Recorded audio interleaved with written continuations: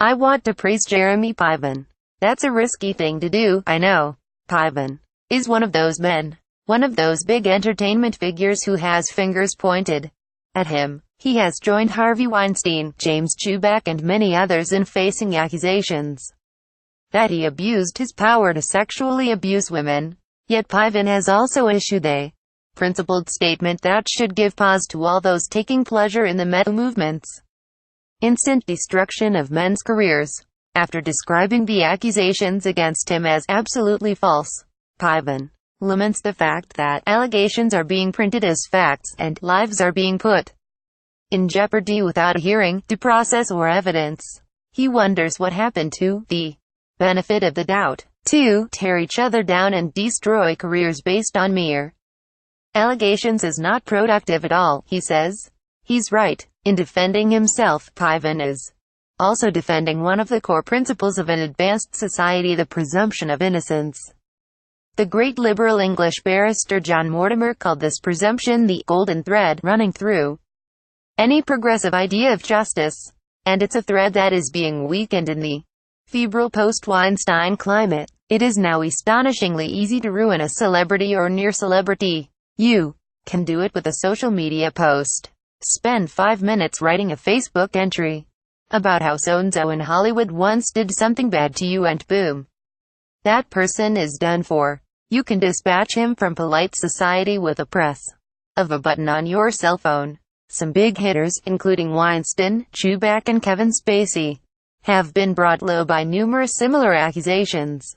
Few would doubt that these men deserve the Predator brand, or lament the fact that they likely won't find work in Hollywood ever again. Spacey is being erased from Ridley Scott's All the Money in the World, replaced with Christopher Plummer like an out-of-favor commissar airbrushed from a group photo with Stalin.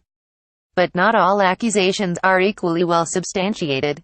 In a few hours, George Takei went from a hero of the liberal Twitter sphere to a pervert, from cultural icon to the object of chortling and finger-pointing. His downfall was authored by a single accuser regarding a single incident in 1981.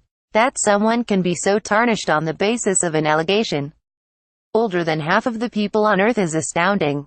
In the United Kingdom, the situation is darker still. Online, the going assumption is that British actor Ed Westwick is a rapist. "I hope his career is destroyed," said one representative woman on Twitter. She might get her wish. The BBC has already pulled an Agatha Christie drama starring Westwick. On the basis of what? 2 accusations posted to Facebook. It's hard not to feel for Westwick when he says it's disheartening that an individual's life can be turned upside down by unverified social media claims. The Weinstein contagion, as a Guardian columnist refers to it, has seen members of Parliament branded sexual predators for such small fare as a fleeting hand on a female journalist's knee or flirtatious letters written 20 years ago.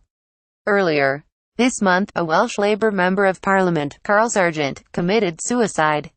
He stood accused of sexual misconduct. His party refused to tell him what the allegations were, and yet he was suspended from his job as a Welsh minister on the basis of them.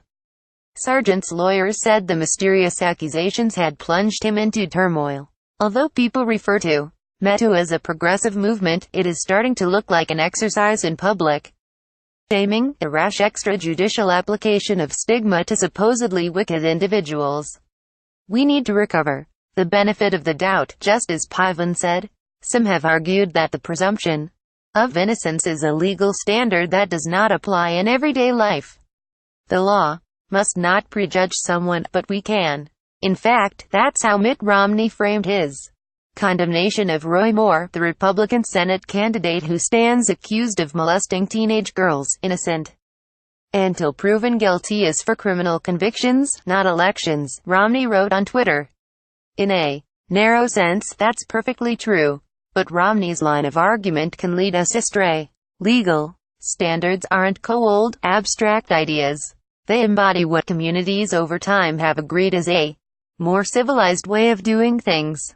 People are brushing aside the presumption of innocence as legalism so they don't have to feel bad when they tweet, "This man's disgusting." They're saying that while judges should exercise restraint, mere mortals don't have to. With spectacularly low self-expectations. Of course we all have our private thoughts on the guilt or otherwise of the accused, but when tens of thousands of these thoughts come together in a mass public verdict, we behave like a mob, and we have a direct effect on the exercise of the presumption of innocence in a legal setting. How is it possible to guarantee a fair trial for any of the accused now that Twitter code whisper campaigns have pronounced their guilt? Good luck finding a cool-headed jury for this stuff. Maybe every man accused of sexual misconduct is, in fact, guilty. But what if a few did nothing wrong? What if just one man is innocent? If one day you're accused, my guess is you'd rather like it if I give you the benefit of the doubt.